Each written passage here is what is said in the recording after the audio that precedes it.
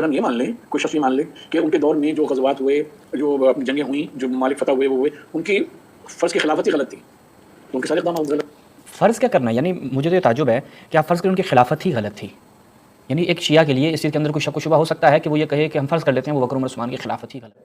Doctor صاحب کی اس پوری گفتگو کا خلاصہ کروں اور آگے بھی میں آپ کے سامنے رکھوں گا. الیاذ باللہ، الیاذ باللہ، امیر المؤمنین اور اہل بیت، میں یہ الفاظ کیسے استعمال کروں کہ ان کے دو چہرے تھے، یوں کہہ لوں، میں وہ لفظ نہیں لے کر آتا. دو چہرے.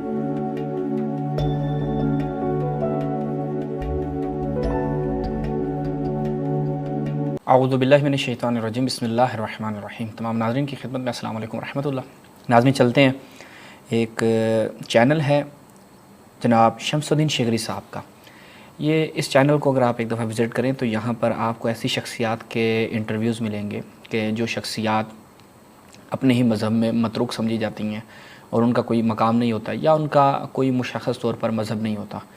اور جہاں تک میں نے اس چینل کو وزٹ کیا ہے تو ایسی شخصیات کا انٹرویو کرنا اور ایسے موضوعات کو لے کر آنا، یعنی جو شاذ افراد ہیں، جو شاذ رائے رکھتے ہیں، ان کو بیان کرنا، یہ اس کا مقصد ظاہراً یہی نظر آتا ہے کہ مذہب تشیع میں یا اوورال اسلام میں شکوک و شبہات ایجاد کیے جائیں.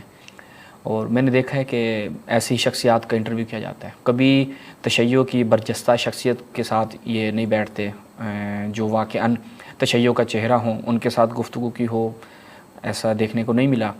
بلکہ بعض اوقات تو انہوں نے ایسی شخصیات کو شیعہ کے نام پر پیش کیا جو شیعہ نہیں ہوتے، یعنی جو ملحد ہوتے ہیں، ان کو شیعہ بنا کے پیش کیا، جس کا رد ہمارے دوستان نے بھی کیا. ابو عماد حیدری صاحب کے چینل کو اگر آپ وزٹ کریں گے تو اس چینل کی جو ایک خیانت تھی وہ وہاں پر بیان کی گئی. اس کے بعد پھر اہل سنت میں بھی یہ کوشش کرتے ہیں ایسے ہی افراد کو لے کر آئیں کہ جو شاذ نظریات رکھتے ہوں، جن کی آراء کیا ہیں وہ منفرد ہوں، اور اس سے جو ہے یہ اپنا مقدمہ ڈیولپ کرتے ہیں. اب ایک اور شخصیت ہیں جو مذہب تشیع میں معروف نہیں ہے، مذہب تشیع میں جن کا کوئی علمی قد کاٹ تو نہیں مانا جاتا. ویسے بعض افراد ان کو بہت بڑا چڑھا کر پیش کرتے ہیں، لیکن آج آپ کے سامنے واضح ہو جائے گا. نہایت ہی سطحی گفتگو انہوں نے کی ہے. ڈاکٹر محسن نقوی صاحب ان کا نام ہے. ان کی گفتگو سنتے ہیں، پھر آپ کو آج جو ان کے ماننے والے بھی، میں ان سے بھی درخواست کروں گا کہ جو میں آج سوالات رکھوں گا یہ اپنی وال سے یا اپنے کسی پروگرام میں یہ جوابات دے دیں، ٹھیک ہے، تاکہ معلوم ہو جائے کہ واقعاً نام کے ساتھ ڈاکٹر لگ گیا یا آپ کچھ کتب کے مصنف ہیں، تو اس سے تو آپ کی کتب کا بھی پتہ چل جاتا ہے کہ وہ کس قدر علمی ہوں گی. ان کی گفتگو سنتے ہیں، پھر انشاءاللہ اس کے اوپر وقتاً فوقتاً نقد کریں گے. کی جو بدترین شکل آپ لوگ ثابت کر کے پھر امام کے اقدام اور قیام سب کو آپ لوگ بیان فرماتے ہیں. تو اگر میں ایک شیعہ اثنا عشری کے نقطۂ نظر سے دیکھتا ہوں یا اسماعیلی کی بھی نقطۂ نظر سے اور اسی حد تک ذہنی، تو میرے نزدیک تو انحراف تو پہلے میں یہ ہو گیا تھا. اتنا دور کیوں جا رہا ہے؟ خدا نے اثنا عشری ہوں میں 12 کا مقرر کر دیا، نام لے کے بتا دیا یہ 12 حضور کی بات یہ ہوں گے اگر یہ طے ہے. اب جو انہوں نے یہاں پہ یہ بیان کیا ہے کہ اگر ایسا ہے، کیا مطلب ہے؟ یعنی احتمال دے دیا کہ ممکن ہے یہ 12 کی جو آپ بات کر رہے ہیں یہ واقعیت نہ رکھتی ہوں. تو یہاں پر یہ پہلا حملہ ہے ان کا مذہب تشیع کے مسلمات پہ. اب اس کے بعد یہ اپنے آپ کو اگر اثنا عشری کہتے ہیں تو تعجب ہوتا ہے، کیونکہ آپ کے نزدیک تو یہ چیز ثابت نہیں ہے جس طرح آپ کے اس جملے سے واضح ہوتا ہے. آگے سنیں. کیا میں اثنا عشری ہونے کے ناطے میرے لیتے ہے، ٹھیک ہے، سنی ہو، یعنی اگر چلو اس کے اندر سنی مساجد میں نام نہیں ہے لیکن شیعہ مساجد میں صراحت سے ان سب کے نام اور نسل. دوسرا مجھے یہ بتایا گیا کہ وہ سب خدا کی طرف سے مقرر اور وہ سب کے سب گناہوں سے صغیرہ کبیرہ سے اتنے پاک صاحب ہے کہ ان سے ہوائے نفس کا کوئی ان پہ گمان بھی نہیں ہو سکتا کہ وہ حکومت اقتدار میں اس کو دخل دیں گے. میں اسماعیلی ہوں تو میرے نزدیک ابھی بھی ایک 50واں ہے. یہ سب یہ خدا کی طرف سے منسوب بھی ہیں اور منسوس بھی ہیں اور معصوم بھی ہیں سب کے سب. تو اس صورت میں تو پہلے پہ ہی انحراف اتنا بڑا ہو گیا نا، تو وہاں کیوں نہیں اقدام ہوا؟ یا ہم اس کو اس طرح نہیں لیں گے. یعنی آپ یزید پہ سارے ملبہ ڈال رہے ہیں، جبکہ انحراف تمہیں پہلے میں نظر آتا ہے. یعنی ابو بکر انحراف تو وہیں سے شروع ہو گیا تھا جیسے امیر المومنین کی خلافت کو غصب کیا گیا. اب دیکھیں ڈاکٹر صاحب کیا تجزیہ کرتے ہیں. اس طرح سے لے نہیں سکتے. اچھا دیکھیں عامت الشیعہ میں یا عامہ اسماعیلیہ میں کیا کچھ ہے اس کو ایک طرف رکھیں، ہم لوگ بات کریں گے تحقیق. جی تحقیق کی بات کریں گے. اب دیکھیے گا ڈاکٹر صاحب تحقیق کی بات کیا کرتے ہیں. چلیں ڈاکٹر صاحب کی ہم تحقیق دیکھتے ہیں. بالکل اسی لیے اگر ہم اس نقطہ نظر کو اثنا عشری کے حوالے سے مان لیں، ٹھیک ہے، کہ یہی عقیدہ ہے، تو تینوں خلفائے راشدین کے دور میں حضرت علی اور اہل بیت کا ان کے ساتھ اتنا انوالومنٹ جو ہے وہ تقیہ کی بنیاد پر. تقیہ کا ان کو کیا تقیہ، ان کا کیا میں ڈاکٹر صاحب یہ جو کہا نا کہ اہل بیت اور امیر المومنین کا انوالو ہونا ان کے ساتھ، ان کی مدد کرنا، مشورے دینا، یہ ساری چیزیں میں آپ کو تراث اہل بیت سے دکھاؤں گا، کہیں زیادہ دور نہیں لے کر جاؤں گا۔ امیر المومنین کی زبانی اور اہل بیت کی زبانی، خود امیر المومنین یعنی کسی اور بھی امام کی زبانی نہیں، فقط امیر المومنین کی زبانی آپ کو ان تمام سوالوں کے جواب، یہ جو کہا جاتا ہے کہ امیر المومنین نے مشورے کیوں دیے، ان اتنا انوالو کیوں ہوئے تینوں خلفاء کے زمانے میں، یہ کیوں نہیں کیا، وہ کیوں نہیں کیا، خود امیر المومنین کی زبانی میں انشاءاللہ آپ کو ایک نہیں 10 مقامات سے آپ کے سامنے رکھوں گا۔ یہ تھوڑا سا آپ پہلے ان کی گفتگو سن لیں، پھر انشاءاللہ امیر المومنین کی زبانی ہم ڈاکٹر صاحب کو جواب دیں گے۔ خیال حضرت علی کو حضرت ابوبکر صدیق رضی اللہ عنہ کے عہد میں، حضرت عمر، حضرت عثمان رضی اللہ، یہ میں مومنین کے لیے بتاتا چلوں کہ ڈاکٹر محسن نقوی صاحب یہ شیعہ ہیں، اور ان کے گفتگو سے آپ کو ان کی تشیع کس نوعیت کی ہے اس کے اثرات بھی سامنے آ رہے ہوں گے۔ اللہ عنہ کے عہد میں کیا قتل کر دیا گیا؟ ہو سکتا ہے کر دیا جاتا ہے، جس انداز کا وہ ہے۔ جس طرح سے حضرت علی کو اور اہل بیت کو اہمیت دی گئی، وہ خود مشوروں میں شریک رہے، ان کے نائب بن کے مدینے میں رہے، سب کچھ کیا، ٹھیک ہے، وہ اس بات کو کی نفی کرتا ہے کہ حضرت کی موجود۔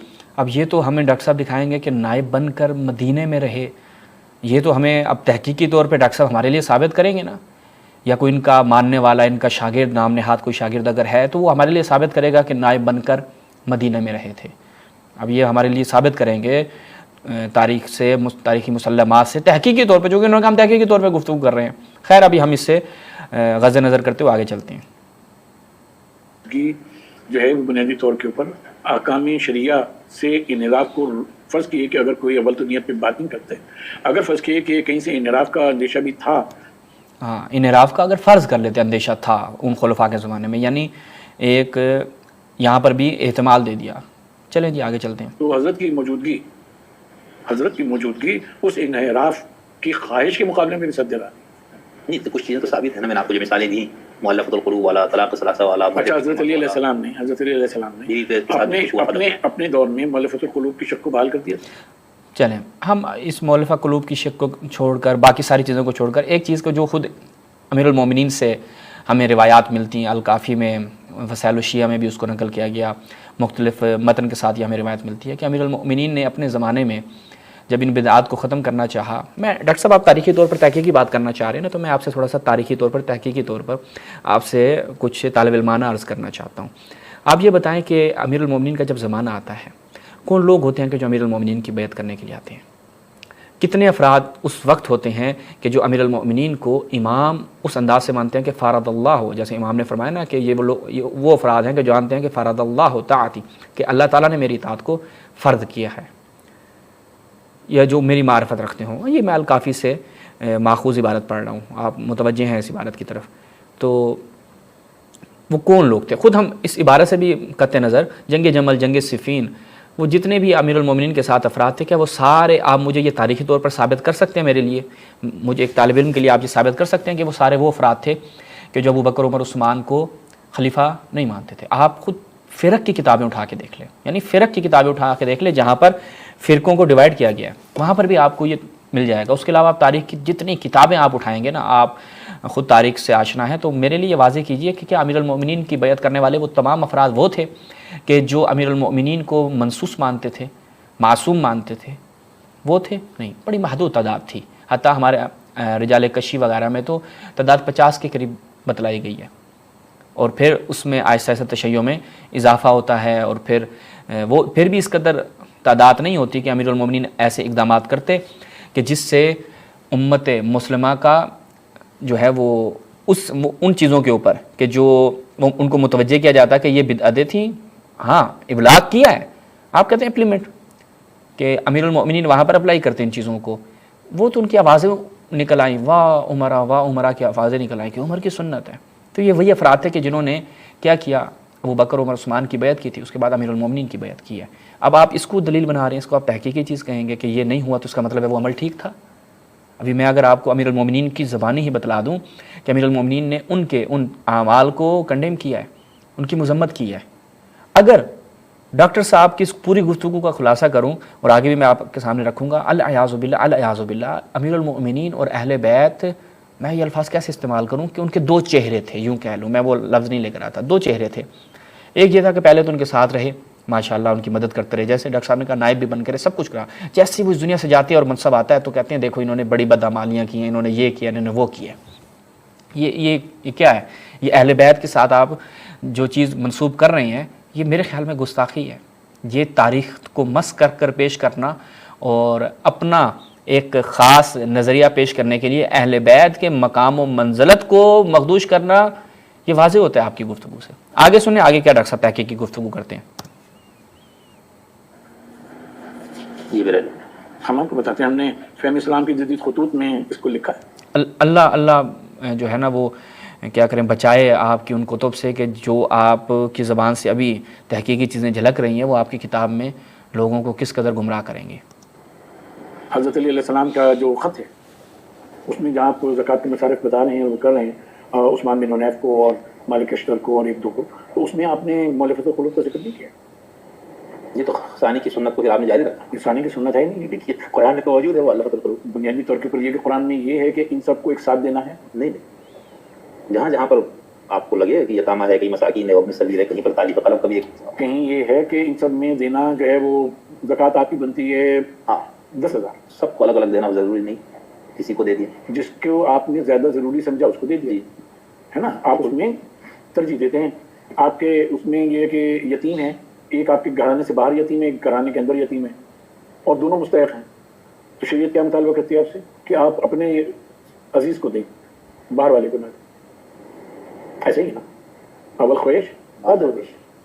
تو بات یہ ہے کہ جو چیزیں ہیں تو قرآن مجید میں نہ نبی پاک صلی اللہ علیہ وسلم کے دور میں ایسا نہیں ہوا کہ آٹھوں مداد جو ہیں جو قرآن سے بیان ہوئی ہیں ان میں دیا جائے. ٹھیک ہے نا.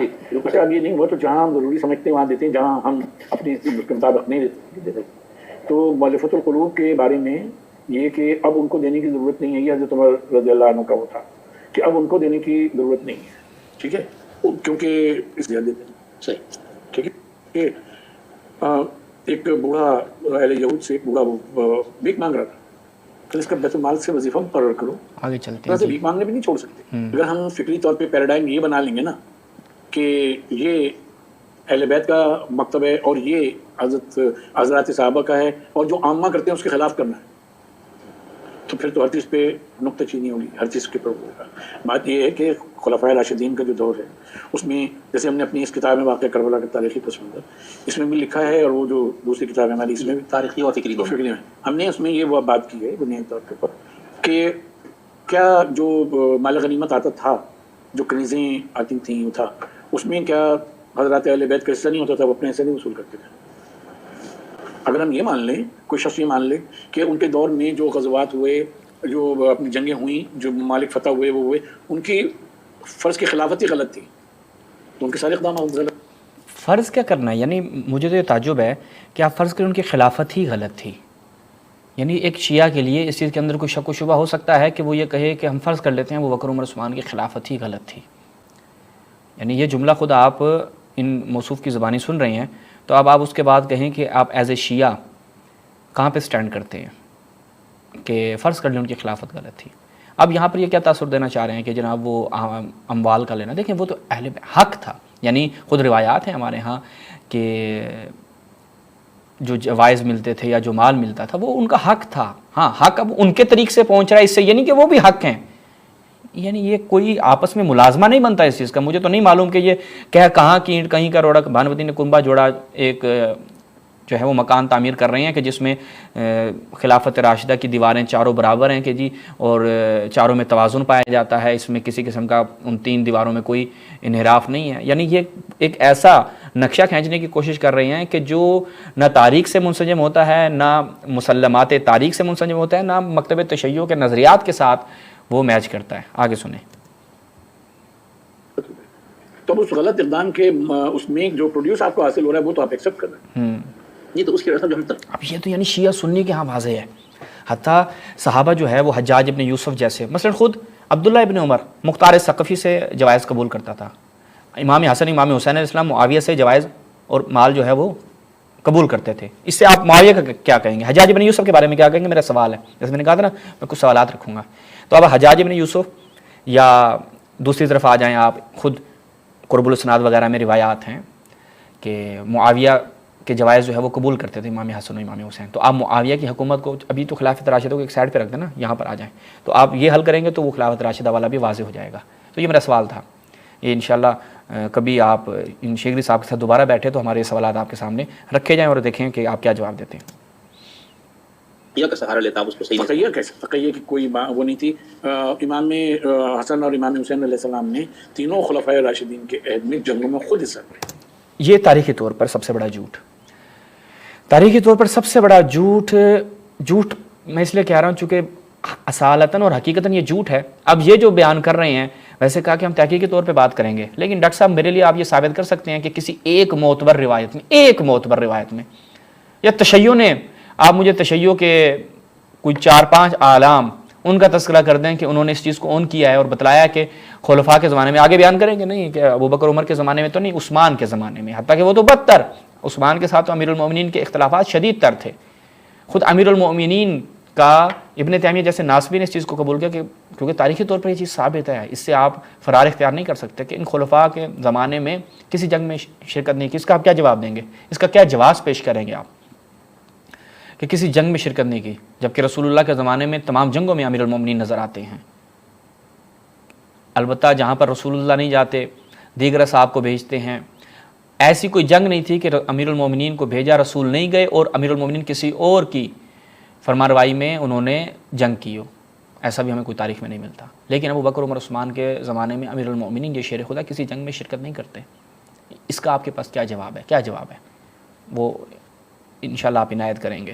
اور پھر آپ نے ایک تاریخی طور پر بیٹھے بٹھائے ایک ایسی بات کر دی کہ جو مثلا بلازری نے نقل کی متروک کذاب راویوں سے, اور اس کے بعد جتنے بھی لوگوں نے اس کے بعد نقل کی ہے وہ بلازری سے نقل کی ہے.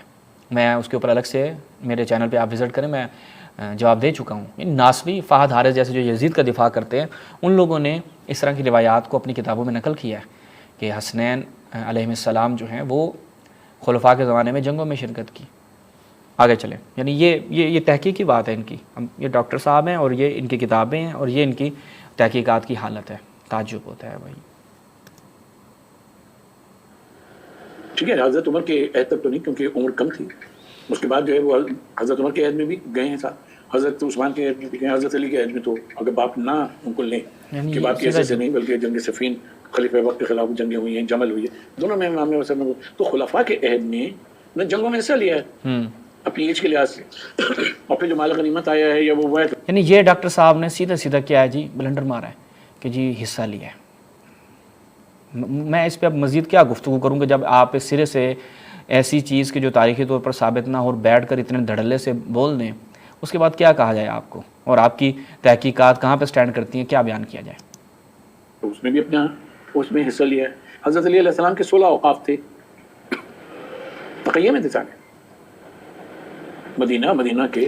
یہ ساری آگے انہوں نے یہی گفتگو کی ہے, لے دے کے خلاصہ کیا. اب ہم جواب کی طرف آتے ہیں. امیر المومنین علیہ السلام نے جو خلفاء کے زمانے میں مشورے دیے, جو کام بھی کیے, اس کے پیچھے کیا مصلحت تھی؟ تقیہ نہیں تھا. خود امیر المومنین کی زبانی سنتے ہیں جو فیصلے کیا کرتے تھے. حتیٰ کہ بعض علماء نے تو کتابیں بھی لکھی ہیں اور اس میں بیان کیا ہے کہ کتنے مقامات پہ ابو بکر کو مشورہ دیا, کتنے مقامات پہ عمر کو مشورہ دیا, کتنے مقامات پہ عثمان کو مشورہ دیا. اب یہ خود اس چیز پہ دلالت کرتا ہے کہ ان کی خلافت حق تھی, یا اس چیز پہ دلالت کرتا ہے کہ ان کی خلافت مشروع تھی, جائز تھی, اور امیر المومنین ان کو حق پہ سمجھتے تھے؟ یہ اس چیز پہ دلالت کرتا ہے نہیں, یا کسی اور چیز پہ دلالت کرتا ہے؟ میں اپنی زبان سے بتاؤں گا تو کہا جائے گا کہ جی آپ نے اپنی جیب سے بیان کیا ہے. جیسے ڈاکٹر صاحب اپنی جیب سے کافی کچھ بیان کر رہے تھے, تو ہم چلتے ہیں خود روایات میں, دیکھتے ہیں کہ روایات میں کیا بیان ہوا ہے.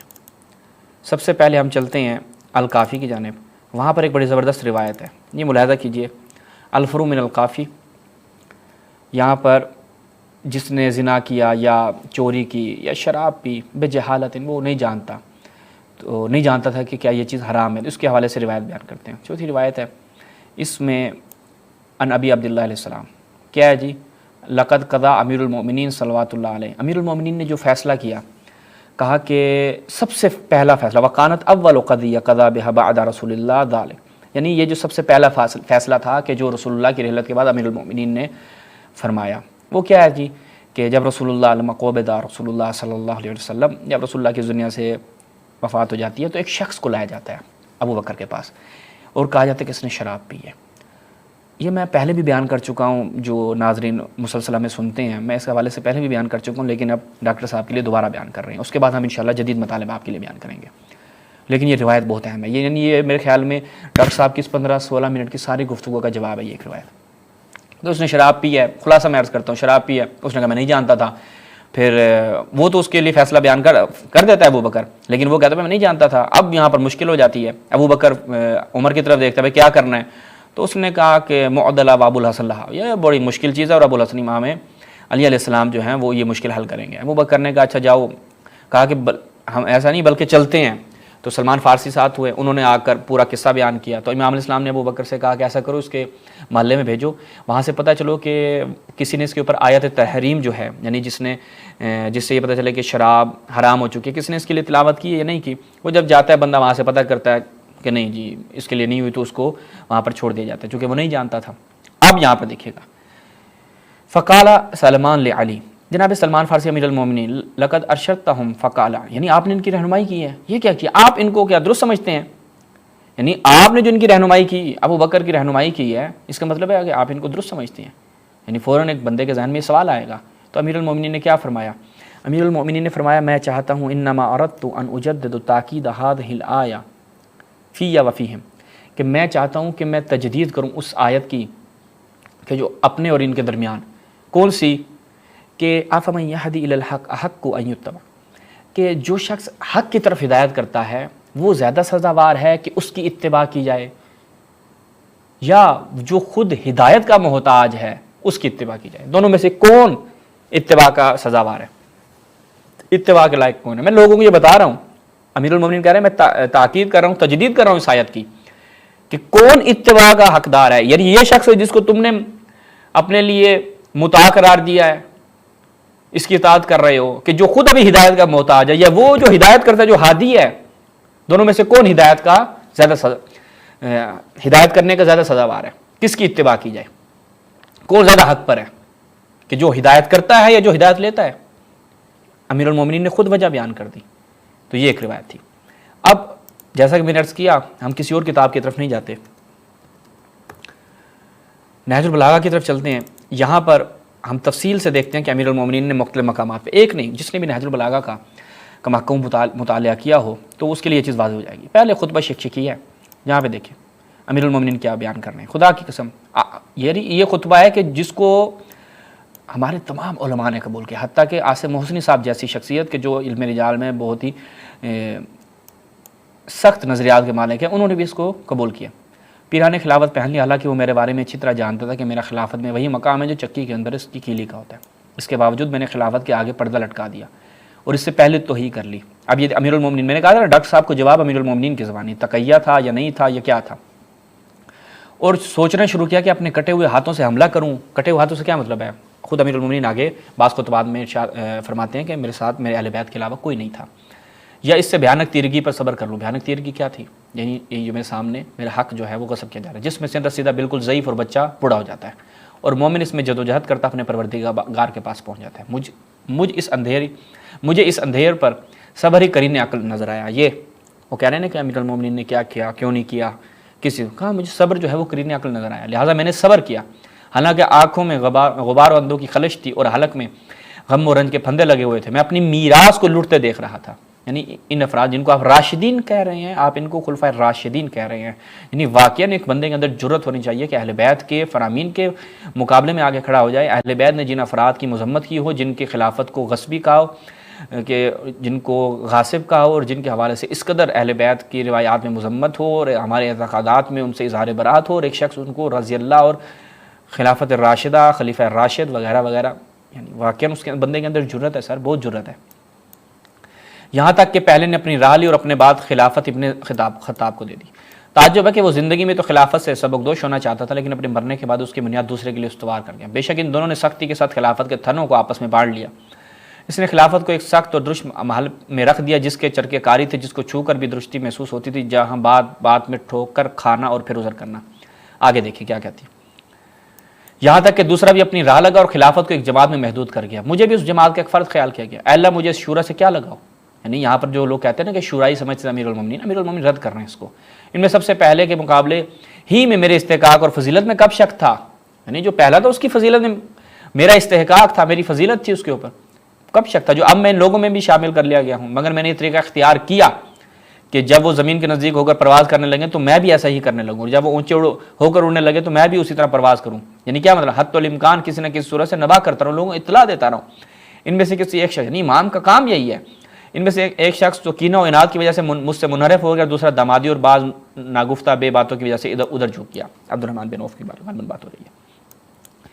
یہاں تک کہ اس قوم کا تیسرا شخص پیٹ پھلائے، عثمان کی بات ہو رہی ہے، سرگین اور چارے کے درمیان کھڑا ہوا اور اس کے ساتھ اس کے بھائی بندو جو ہے وہ اٹھ کھڑے ہوئے، جو اللہ کے مال کو اس طرح نگلتے تھے جس طرح اونٹ فصل ربی کا چارہ چرتا ہے. یعنی جتنا بدعمالیاں کس نے عثمان کے زمانے میں ہوئی، اور کہا کہ عثمان کی مدد کے لیے بھیجتے جاؤ، جنگوں میں شرکت کرو. یعنی انسان کو جھوٹ بولنے کے لیے بھی جگرا چاہیے، وہ بھی سفید سوٹ پہن کر.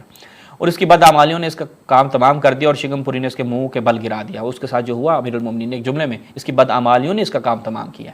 یعنی یہ جو عثمان پر حملہ ہوا، مارا گیا، اس کی بدعمالیوں کا نتیجہ تھا، اور وہ شکم پوری اس کے منہ کے بل آ کے گرا. آگے دیکھیں ایک اور خطبہ نمبر 72. تم جانتے ہو کہ مجھے اوروں سے زیادہ خلافت کا حق پہنچتا ہے. خدا کی قسم جب تک مسلمانوں کے امور کا نظم و نسق برقرار رہے گا اور صرف میری ہی ذات ظلم و جور کا نشانہ بنتی رہے گی، میں خاموشی اختیار کرتا رہوں گا. یعنی مسلمان اکٹھے رہنے چاہیے مسلمانوں میں، یعنی اسلام کی خاطر. امیر المومنین کہہ رہے ہیں میری ذات قربان ہے اسلام پہ.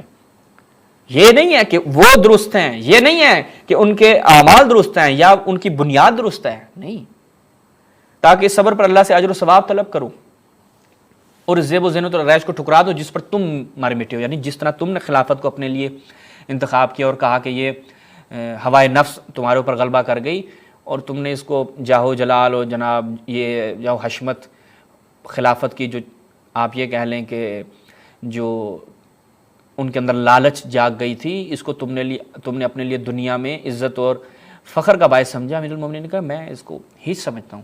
آگے دیکھیں خطبہ نمبر 160 میں کیا فرماتے ہیں.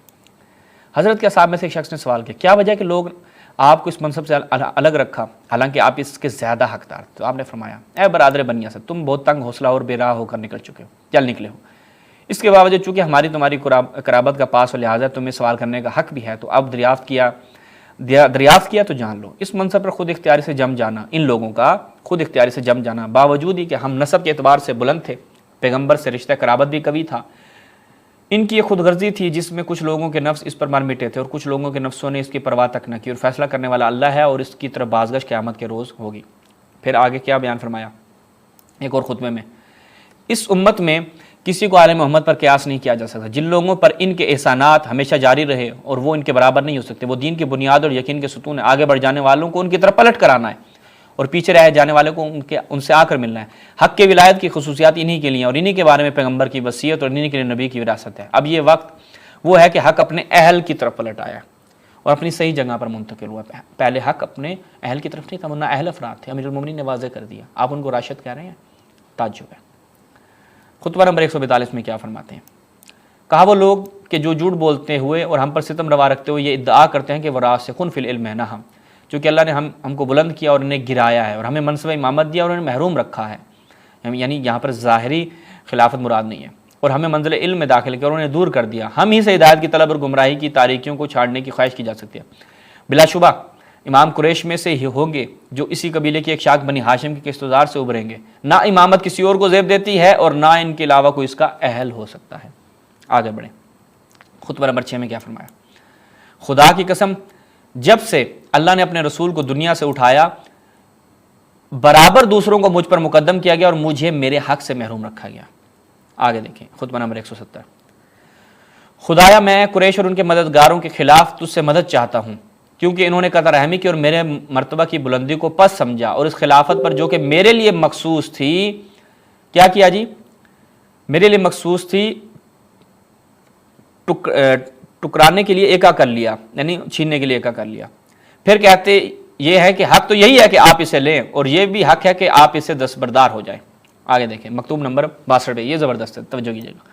پھر جب رسول اللہ کی وفات ہو گئی، ان کے بعد مسلمانوں نے خلافت کے بارے میں کھینچ تانی شروع کر دی. اس موقع پر باخدا مجھے یہ کبھی تصور نہیں ہوا، نہ میرے دل میں خیال گزرا کہ پیغمبر کے بعد عرب خلافت کرو ان کے اہل سے موڑ دیں گے اور یہ کہ ان کے بعد اسے مجھ سے ہٹا دیں گے، مگر ایک دم میرے سامنے یہ منظر آیا کہ لوگ فلاں شخص کے ہاتھ پر بیعت کرنے کے لیے دوڑ پڑے۔ اب ڈاکٹر صاحب جواب سنیے گا، ان حالات میں میں نے اپنا ہاتھ رو کے رکھا، یہاں تک کہ میں نے دیکھا کہ مرتد ہونے والے اسلام سے مرتد ہو کر محمد کے دین کو مٹا ڈالنے کی دعوت دے رہی ہیں۔ اب میں ڈرا کہ اگر کوئی رخنا یا خرابی دیکھتے ہوئے میں اسلام اور اہل اسلام کی مدد نہ کروں تو یہ میرے لیے اس سے بڑھ کر مصیبت ہوگی جتنی یہ مصیبت کہ تمہاری حکومت میرے ہاتھ سے چلی جائے۔ امیر المومنین نے واضح دو ٹوک الفاظ میں کہ جس میں کوئی مجھے تفصیل اور شرح میں جانے کی ضرورت نہیں ہے بیان فرما دیا۔ جو تھوڑے دنوں کا اثاثہ اس میں کی ہر چیز زائل ہو جائے گی۔ چنانچہ میں ان بدعتوں کے ہجوم میں اٹھ کھڑا ہوا، یہاں تک کہ باطل دب کر فنا ہو گیا اور دین محفوظ ہو کر تباہی سے بچ گیا۔ یہ امیر المومنین خود بیان فرما رہے ہیں۔ میں نے کہا تھا کہ امیر المومنین کی زبانی میں ڈاکٹر صاحب کو جواب عرض کروں گا۔ اور جب اللہ نے رسول اللہ کو دنیا سے اٹھا لیا تو ایک گروہ الٹے پیروں پلٹ گیا اور گمراہی کی راہوں نے اسے تباہ و برباد کر دیا۔ واضح جن کو آپ راشدین کہہ رہے ہیں بات ہو رہی ہے ان کی، اور اپنے غلط سلط عقیدوں پر بھروسہ کر بیٹھا، قریبیوں کو چھوڑ کر بیگانوں کے ساتھ اسے سلوک کرنے لگا، اور جن ہدایت کے وسیلوں سے اسے مودت کا حکم دیا گیا تھا قل لا اسألکم، انہیں چھوڑ بیٹھا اور خلافت کو اس کی مضبوط بنیادوں سے ہٹا کر وہاں نصب کر دیا جو اس کی جگہ نہ تھی۔ یہی تو گناہوں کے مخزن اور گمراہی میں بھٹکنے والوں کا دروازہ ہیں، یعنی یہی افراد خلفائے راشدین، یعنی آپ ان کو راشد کہہ رہے ہیں، امیر المومنین کہہ رہے ہیں، گمراہی میں بھٹکنے والوں کا دروازہ ہیں۔ انہی لوگوں نے حق کو اس کے مقام سے ہٹایا اور یہ کہہ رہے ہیں کہ نہیں جی وہ حیرت و پریشانی میں سرگردہ اور آل فرعون کی طرح گمراہی کے نشے میں مدوش پڑے تھے۔ کچھ تو آخرت سے کر کر دنیا کی طرف متوجہ تھے اور کچھ حق سے منہ موڑ کر دین چھوڑ چکے تھے۔ خطبہ نمبر 4، آج میں نے اپنی اب دیکھیے گا امیر المومنین پھر جواب دینے ڈاکٹر صاحب کو، آج میں نے اپنی اس خاموش زبان کو جس میں بڑی بیان کی قوت ہے گویا کیا ہے، اس شخص کی رائے کے لیے دوری ہو جس نے مجھ سے کنارہ کشی کی۔ جب سے مجھے حق دکھایا گیا میں نے کبھی اس میں شک و شبہ نہیں کیا۔ حضرت موسیٰ نے اپنی جان کے لیے، ڈاکٹر صاحب توجہ کریں، حضرت موسیٰ نے اپنی جان کے لیے خوف کا لحاظ کبھی نہیں کیا، بلکہ جاہلوں کے غلبہ اور گمراہی کے تسلط کا ڈر تھا۔ اسی طرح میری اب تک کی خاموشی کو سمجھا جائے۔ امیر المومنین جو خاموش رہے ہیں، امیر المومنین خود بیان کر رہے ہیں نہج البلاغہ میں جگہ جگہ۔ میں یہ فقط چند مقامات آپ کے لیے لے کر آیا ہوں، آگے چلیں۔ حالانکہ اللہ نے انہیں منافقوں کے متعلق خبر دے رکھی ہے اور ان کے رنگ ڈھنگ سے بھی تمہیں آگاہ کر دیا، پھر وہ رسول کے بعد بھی باقی برقرار رہے اور کذب و بہتان کے ذریعے گمراہی کے پیشواؤں اور جہنم کا بلاوا دینے والوں کے یہاں اثر و رسوخ پیدا کیا۔ چنانچہ انہوں نے ان کو اچھے اچھے عہدوں پر لگایا اور حاکم بنا کر لوگوں کی گردنوں پر مسلط کر دیا، اور ان کے ذریعے، یعنی منافق کہہ رہے ہیں، یہ خلیفہ راشد کہہ رہے ہیں، اور ان کے ذریعے سے اچھی طرح دنیا کو حلق میں اتارا، اور لوگوں کا تو یہ قاعدہ ہی ہے کہ وہ بادشاہ اور دنیا والوں کا ساتھ دیا کرتے ہیں۔ آگے دیکھیں کچھ لوگوں کے فتنے کے بارے میں کیا بیان کیا۔ کچھ لوگ فتنوں کے دریاؤں میں اترے ہوئے اور سنتوں کو چھوڑ کر بدعتوں میں پڑ چکے ہیں۔ کہتے ہیں نہیں جی، ایمان والے دب کے پڑے ہیں اور گمراہ اور جھٹلانے والوں کی زبانیں کھلی ہوئی ہیں۔ پھر دیکھیں خطبہ نمبر 215 میں دوبارہ اس کو تکرار کرتے ہیں، لیکن سید رضی بھی چونکہ دوبارہ اس کو لے کر آئے ہیں اور اس میں ہمارے لیے کچھ اہم چیزیں ہیں۔ قریش سے انتقام لینے پر تجھ سے مدد کا خواستگار ہو۔ آگے دیکھیں، میں نے نگاہ دوڑائی تو مجھے اپنے اہل بیت کے سوا نہ کوئی معاون نظر آیا اور نہ کوئی سینہ سپر اور معین دکھائی دیا، تو میں نے انہیں موت کے منہ میں دینے سے بخل کیا۔ یہ امیر المومنین ایک اور وجہ بیان کر رہے ہیں۔ آنکھوں میں خس و خاشاک تھا مگر میں نے چشم پوشی کی، حلق میں غم و رنج کے پھندے تھے، اس لیے اول مظلوم عالم امیر المومنین کو امام ہادی علیہ السلام نے زیارت میں بیان فرمایا۔ الکافی کے اندر وہ زیارت ہے، پڑھ لیں کبھی آپ، کہ جو اول مظلوم ہیں، کہ جن کا حق غصب کیا گیا۔ اور تعجب ہے کہ یعنی ایک شیعہ کے اندر واقعاً بہت جرت ہونی چاہیے کہ وہ اہل بیت کی اس قدر مظلومیت کو نادیدہ لے کر وحدت کا نام دے دے، کہ میں اہل بیت کی مظلومیت، اہل بیت کے حق میں ہونے والے تمام مظالم، امیر المومنین کے احتجاجات، جناب زہرا سلام اللہ علیہ کی قربانی، جناب زہرا سلام اللہ علیہ کا خطبہ فدکیہ، ان سب کو میں پس پردہ ڈال کر کہوں کہ جناب چھوڑو ان چیزوں کو، چلتے ہیں تھوڑا سا وحدت کی طرف چلتے ہیں۔ پھر اس کو کہے وحدت۔ کبھی آپ سلیم بن کیسے ہلالی میں وحدت کا معنی پڑھ لیں کہ امیر المومنین نے خود وحدت کسے کہا ہے، انشاءاللہ وہ پھر کسی ایک اور موقع پہ بیان کروں گا۔ تو لہٰذا میرا نہیں خیال کہ اس کے بعد کوئی بھی اگر واقعاً شیعہ ہے، اہل بیت کا پیروکار ہے، وہ ان ڈاکٹر صاحب کی ناقص اور خیانت پر مبنی تحقیقات پر بھروسہ کرے۔ باقی ان کو تشیع کا جز سمجھتے ہو یا تشیع کا نمائندہ سمجھتا ہے کوئی، تو وہ اس کا اپنا منشا ہے، اس کی اپنی مرضی ہے، لیکن ہم نے دونوں چیزیں آپ کے سامنے رکھی، ڈاکٹر صاحب کی گفتگو رکھی، اہل بیت کی زندگی رکھی، اہل بیت نے کیا بیان فرمایا، امیر المومنین نے اپنی خاموشی کے حوالے سے کیا بیان کیا، ان کے اعمال کے حوالے سے۔ ابھی میں خود اہل تسنن کی روایات کی طرف چاہتا، تشیع کی روایات کی طرف چاہتا، ایک انبار ہے، کئی گھنٹے اس کے اوپر بندہ حقیر گفتگو کر سکتا ہے، چاہے تو روبرو گفتگو کر لیں، یہی شمس الدین شیگری صاحب ایک طرف ڈاکٹر صاحب کو لے لیں، ہمیں آن لائن لے لیں، بسم اللہ گفتگو کر لیں۔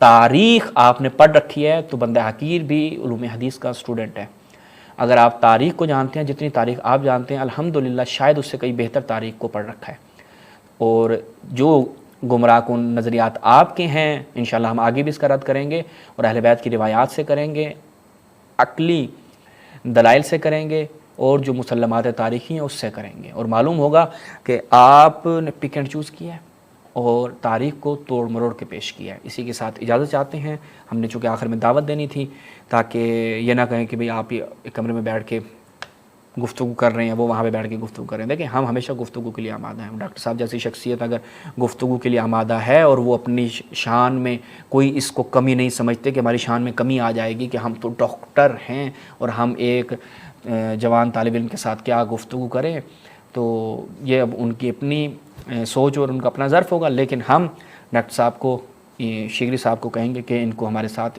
انہی موضوعات پہ گفتگو کے لیے بٹھائیے، تاکہ ایک دفعہ لوگوں کے سامنے اہل بیت کی سیرت آ جائے، تاریخ آ جائے، اور واقعاً وہ حقائق آ جائیں کہ جو تشیع کے نظریات کے ساتھ میچ کرتے ہیں۔ اسی کے ساتھ اجازت چاہتے ہیں، السلام علیکم ورحمۃ اللہ۔